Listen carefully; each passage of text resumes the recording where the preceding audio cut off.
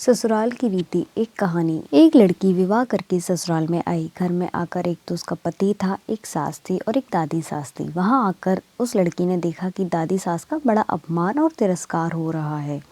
छोटी सास उसको ठोकर मार देती, गाली दे देती। यह देखकर उस लड़की को बड़ा बुरा लगा और दया भी आई। उसने विचार किया कि अगर मैं सास से कहूँ कि आप अपनी सास का तिरस्कार मत किया करो, तो वो कहेगी कि कल की आई छोकरी मेरे को उपदेश देती है, गुरु बनती है। अतः उसने अपनी सास से कुछ नहीं कहा।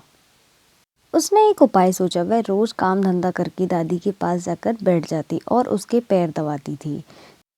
जब वहां ज्यादा बैठने लगी तो सास को सुहाया नहीं।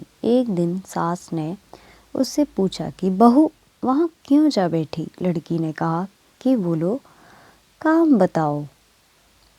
सास बोली कि काम क्या बताएं, तू वहाँ क्यों जा बैठी। लड़की बोली कि मेरे पिताजी ने कहा है कि जवान लड़कों के साथ तो कभी बैठना ही नहीं, जवान लड़कियों के साथ तो कभी मत बैठना, और जो घर के बड़े बूढ़े हों उनके पास बैठना, उनसे शिक्षा लेना। हमारे घर में सबसे बूढ़ी ये ही हैं, और किसके पास बैठूं। मेरे पिताजी ने कहा था कि वहाँ हमारे घर की रीति रिवाज नहीं चलेगी, वहाँ तो तेरे ससुराल की रीति रिवाज चलेगी। मेरे को यहाँ की रीति रिवाज सीखनी है, इसलिए मैं उनसे पूछती हूँ कि मेरी सास आपकी सेवा कैसे करती हैं। सास ने पूछा कि बुढ़िया ने क्या कहा। वह बोली कि दादी जी कहती हैं कि यह मेरे को ठोकर नहीं मारे, गाली नहीं दे तो मैं सेवा ही मान लूँ। सास बोली कि क्या तू भी ऐसा ही करेगी। वह बोली कि मैं ऐसा नहीं कहती हूँ, मेरे पिताजी ने कहा है कि बड़ों से ससुराल की रीति रिवाज सीखना। सास डरने लग गई कि मैं अपनी सास के साथ जो बर्ताव करूँगी वही बर्ताव मेरे साथ होने लग जाएगा। एक जगह कोने में ठिकरी इकट्ठी पड़ी थी। सास ने पूछा, बहू ये ठिकरी क्यों क्यों इकट्ठी की है। लड़की ने कहा कि आप दादा जी की ठिकरी में भोजन दिया करती हो, इसलिए मैंने पहले ही जमा कर ली है।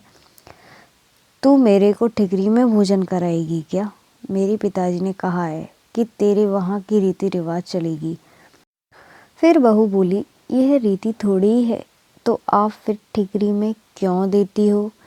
ठिकरी यानी कि डिस्पोजल जो चलता है ना, वो थाली कौन मांजे, थाली तो मैं मांज दूंगी, तो तू थाली में दिया कर, ठिकरी उठाकर बाहर फेंक दे। अब बूढ़ी माँ जी को थाली में भोजन मिलने लगा।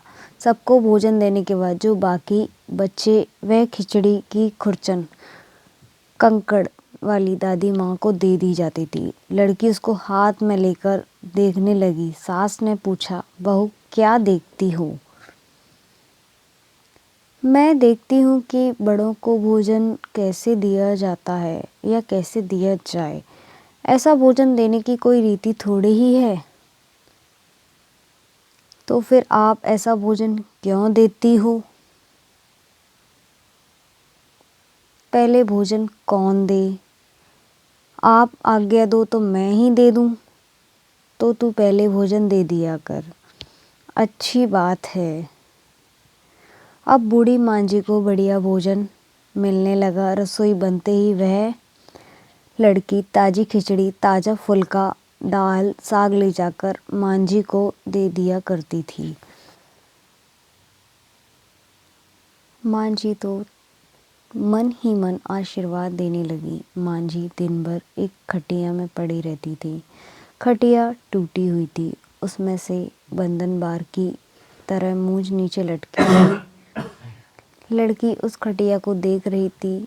सास बोली कि क्या देखती हो। देखती हूँ कि बड़ों की खाट कैसे दी जाए। ऐसी खाट थोड़ी ही दी जाती है, यह तो